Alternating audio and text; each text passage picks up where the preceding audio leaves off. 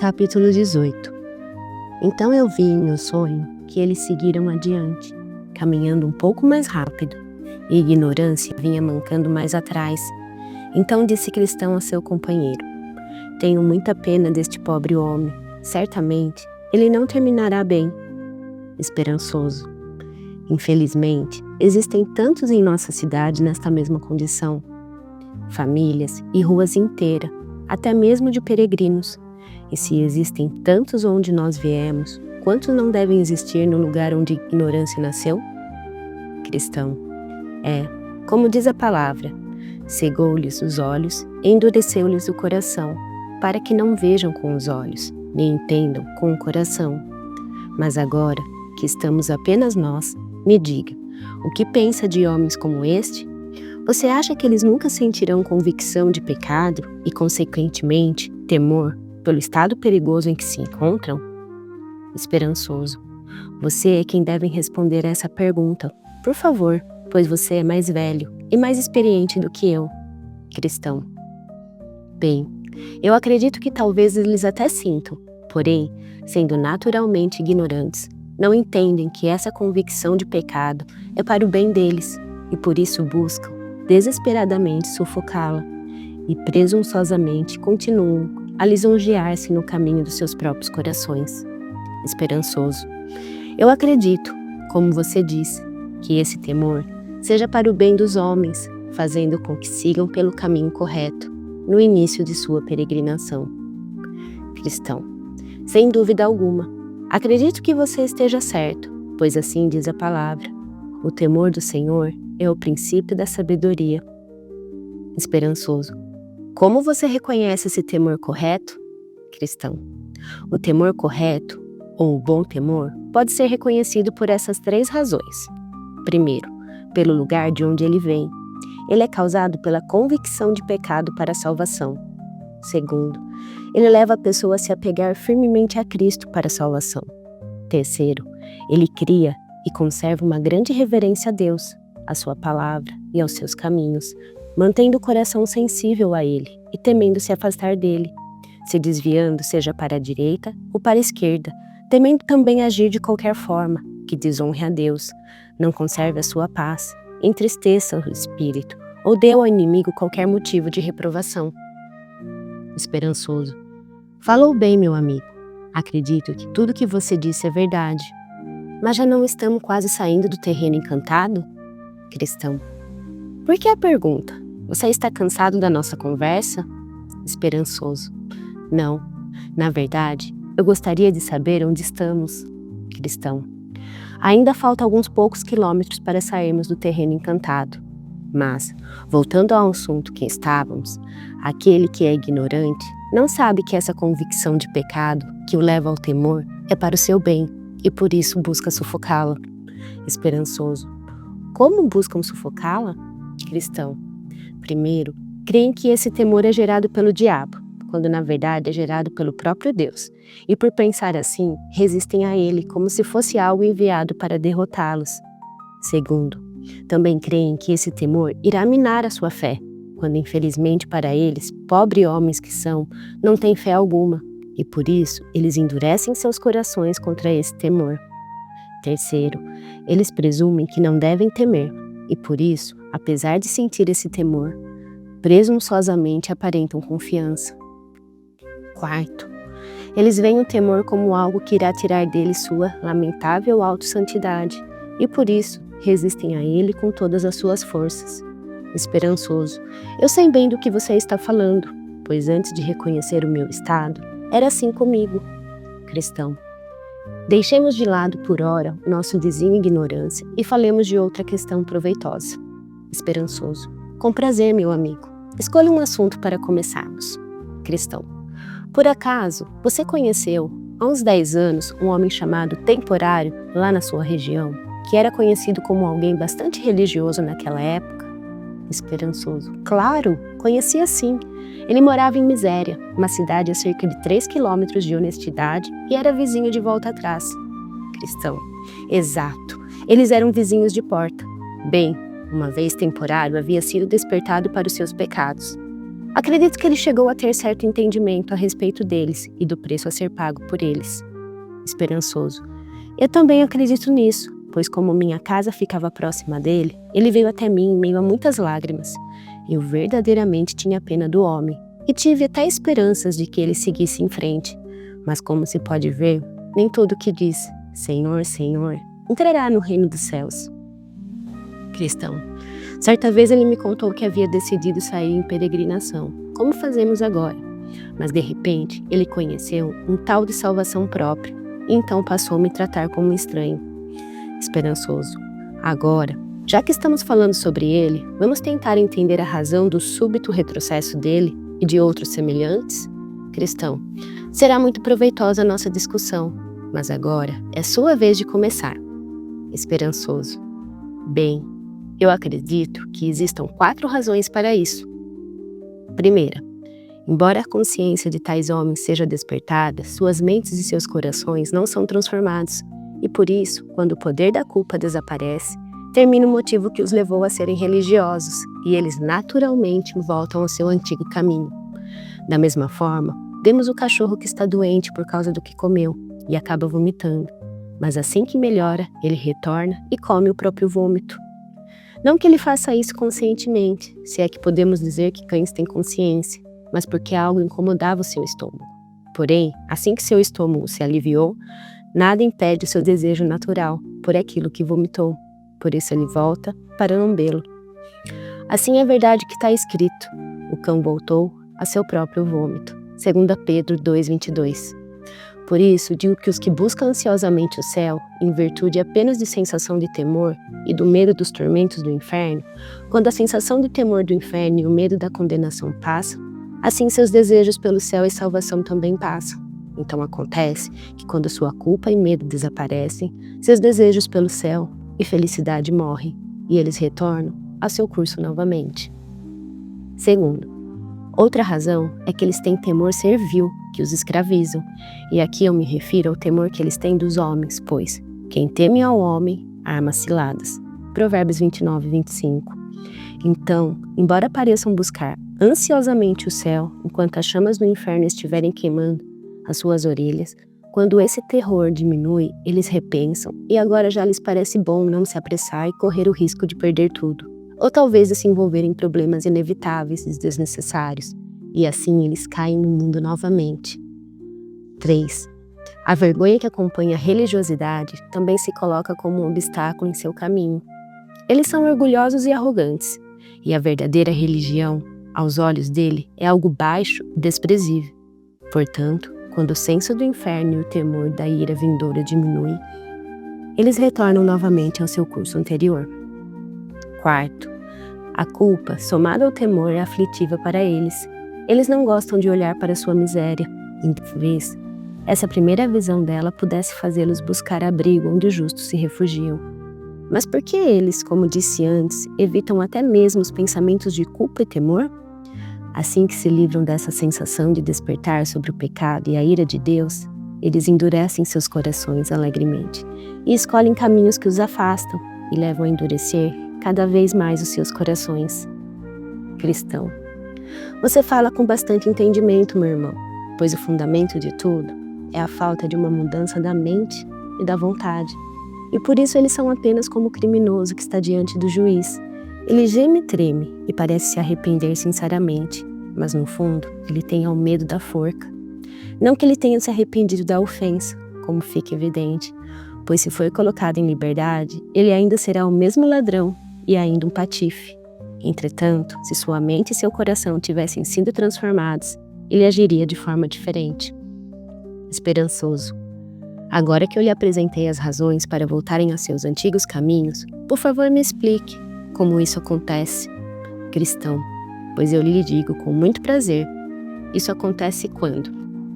Primeiro, eles desviam seus pensamentos, tanto quanto podem das lembranças de Deus, da morte e do juízo por vir. Segundo, então pouco a pouco eles abandonam os deveres particulares, como a oração pessoal, o reprimir de seus desejos pecaminosos, vigiar, lamentar-se pelo pecado e coisas semelhantes. Terceiro, então eles evitam a companhia de verdadeiros cristãos fervorosos. quarto. Depois disso, eles se tornam indiferentes aos deveres públicos, como ouvir e pregar a palavra, a comunhão dos santos e coisas semelhantes. Quinto, então eles começam a achar defeitos na vida das pessoas verdadeiramente piedosas, de forma demoníaca, para que possam ter uma desculpa para se afastar do cristianismo, por causa de alguma fraqueza que eles descobriram pelas costas dos outros. Sexto, depois eles começam a se aproximar e se associar a homens carnais, levianos e libertinos. Sétimo, então eles dão lugar a discursos carnais e lascivos em segredo, e eles se alegram se puderem ver tais coisas em alguém que é considerado honesto, para que possam eles também fazê-lo com mais ousadia, por causa desse exemplo. Oitavo, depois disso, eles começam a praticar pequenos pecados abertamente. Nono, e finalmente, tendo endurecido seus corações, se mostram como realmente são.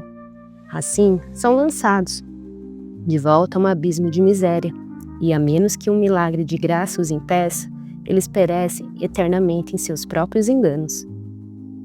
Agora vi em meu sonho que, a essa altura, os peregrinos já haviam saído do terreno encantado e entravam no país de Beolá, cujo ar era doce e agradável. O caminho passava diretamente através dele, por isso eles se sentiram confortados por um bom tempo. Sim, ali eles ouviam continuamente o canto dos pássaros e viam todos os dias as flores brotarem na terra e ouviam o arrulhar das pombas. Naquele lugar, o sol brilhava dia e noite, pois ele ficava além do vale da sombra da morte e fora do alcance do gigante desespero. Dali, eles nem podiam mais ver o castelo da dúvida. Daquele lugar, eles já podiam avistar a cidade para onde estavam indo. Também ali, encontrar algum dos moradores dessa cidade, pois nesta terra era comum que os seres resplandecentes caminhassem, já que ela ficava nos limites do céu.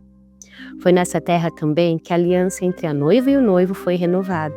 Sim, ali, como o noivo se alegra da noiva, assim de ti se alegrará o teu Deus. Ali, eles não tinham falta de cereal nem de vinho, pois naquela terra havia abundância de tudo, que buscavam durante sua peregrinação. Dali eles ouviam vozes que vinham da cidade, altas vozes que diziam: Dizei à filha de Sião, eis que veio o teu Salvador, vem com ele a sua recompensa, e diante dele o seu galardão. Chamar-vos-ão, povo santo, redimidos do Senhor, e tu, Sião, serás chamadas procurada. Isaías 62, de 11 a 12. Agora, enquanto caminhavam nesta terra, eles se sentiram mais felizes do que em qualquer outra parte do reino que passaram, e aproximando-se da cidade celestial, eles tiveram uma visão ainda mais clara dela. Ela era construída com pérolas e pedras preciosas, e suas ruas eram pavimentadas com ouro, de modo que, devido à glória natural da cidade e o reflexo dos raios de sol sobre ela, Cristão adoeceu de desejo por ela, e esperançoso, por sua vez, também teve 1 ou 2 ataques da mesma enfermidade. Por isso, deitaram-se ali por um tempo, chorando, por causa das dores desse desejo. Se você encontrar meu amado, diga-lhe que estou doente de amor. Assim que sentiram um pouco mais fortes e em condições de caminhar novamente, seguiram o seu caminho, se aproximando cada vez mais da cidade. E pelo caminho havia pomares, vinhedos e jardins, com seus portões abertos para a estrada. Enquanto eles passavam por esses lugares, avistaram um jardineiro que estava no caminho, a quem os peregrinos perguntaram: De quem são esses belos vinhedos e jardins? Ele respondeu: Eles são do rei e foram plantados aqui para seu próprio prazer e para conforto e consolo dos peregrinos que por aqui passam. Então o jardineiro os levou até os vinhedos e disse que poderiam escolher os melhores cachos de uva para se deliciarem. Ele também mostrou a eles os lugares por onde o rei costumava caminhar e os bosques onde ele gostava de estar, e ali eles ficaram e dormiram. Agora, eu vi em meu sonho que eles falavam mais enquanto dormiam do que em todo o resto da sua jornada. Fiquei pensando sobre o que estaria acontecendo, até que o jardineiro disse a mim: Por que você está preocupando com isso? É da natureza do fruto dessas vinhas descer tão docemente que faz com que os lábios daqueles que dormem falem. Então vi que quando eles acordaram, se aprontaram para seguir em direção à cidade. Mas como mencionei anteriormente, o reflexo dos raios de sol sobre a cidade, que é revestida de ouro, é tão intenso e glorioso que eles não podiam olhar diretamente para ela. Só era possível ver a cidade através de um instrumento criado para esse propósito. Então vi que, à medida que seguiram pelo caminho, eles encontraram 2 homens cujas vestes brilhavam como ouro e seus rostos brilhavam como uma luz. Esses homens perguntaram aos peregrinos de onde eles vinham, e eles contaram. Eles também perguntaram onde eles haviam ficado, que dificuldades e perigos, que confortos e prazeres eles haviam encontrado no caminho. Os peregrinos também contaram a eles. Então disseram os homens que o encontraram: vocês têm apenas mais 2 dificuldades para enfrentar, e então chegarão à cidade celestial. Então Cristão e o seu companheiro pediram que esses homens o acompanhassem, e eles concordaram. Porém disseram aos peregrinos que teriam de vencer essas dificuldades por sua própria fé. E vi em meu sonho que eles seguiram juntos, até que avistaram os portões. A seguir, vi também que entre eles e os portões havia um rio, porém não havia ponte para passar por ele, e o rio era muito profundo. Portanto, ao ver este rio, os peregrinos ficaram muito perplexos, mas os homens que o acompanhavam disseram: vocês devem atravessar esse rio, ou não poderão entrar pelos portões. Os peregrinos então começaram a perguntar se não havia outro caminho para o portão, ao que eles responderam: sim há. Porém, a ninguém, exceto 2, a saber, Enoque e Elias, foi permitido trilhar esse caminho desde a fundação do mundo, nem será permitido a nenhum outro até que a última trombeta soe. Os peregrinos então, especialmente Cristão, começaram a desanimar em suas mentes e procuravam por todos os lados uma forma de escapar do rio, porém não havia nenhuma. Então eles perguntaram aos homens se as águas eram tão profundas em todos os pontos, e eles disseram: não, porém não podemos ajudá-los nesse caso, pois vocês encontrarão águas mais profundas ou mais rasas, conforme a fé que tiverem no rei daquele lugar. Eles então se lançaram nas águas, e ao entrarem, Cristão começou a afundar, e clamando a seu amigo esperançoso por ajuda, ele disse: a corrente das águas me cercou. Todas as tuas ondas e as tuas vagas passaram por cima de mim. Selá. O conflito de Cristão na hora da morte. Então disse seu amigo: coragem, meu irmão. Eu consigo sentir o fundo. Isso é um bom sinal. Enquanto isso, disse Cristão: ah, meu amigo, os laços da morte me cercaram. Não verei a terra que mana leite e mel. E com isso, grande escuridão e terror recaíram sobre ele de forma que não podia ver nada à sua frente. Ali ele também perdeu em boa medida os sentidos e por isso não conseguia se lembrar nem falar ordenadamente de qualquer das coisas boas e agradáveis que encontrara no caminho de sua peregrinação. Mas tudo que saía da sua boca mostrava o terror que havia em sua mente e o pavor em seu coração de morrer afogado naquele rio e nunca alcançar os portões da cidade celestial. Ali também, aqueles que o acompanhavam podiam perceber que ele estava muito preocupado com os pecados que havia cometido, antes e depois de se tornar um peregrino. Era ainda possível perceber que ele estava sendo atormentado com visões de espíritos malignos que diziam palavras horríveis à sua mente. Esperançoso, portanto, teve muito trabalho para manter a cabeça do seu irmão para fora da água.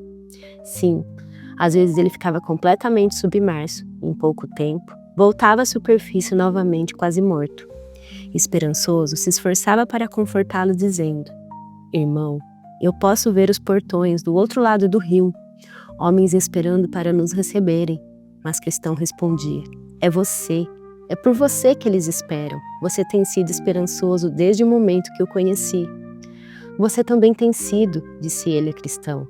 Ah, meu irmão, certamente, se eu fosse justo, ele se levantaria para me ajudar, mas por causa dos meus pecados ele me trouxe até essa armadilha e me deixou para morrer. Então disse esperançoso: meu irmão, você se esqueceu do texto que fala sobre o homem mau? Para eles não há preocupações, o seu corpo é sadio e nédio. Não partilham das canseiras dos mortais, nem são afligidos como os outros homens. Salmo 73, de 4 a 5.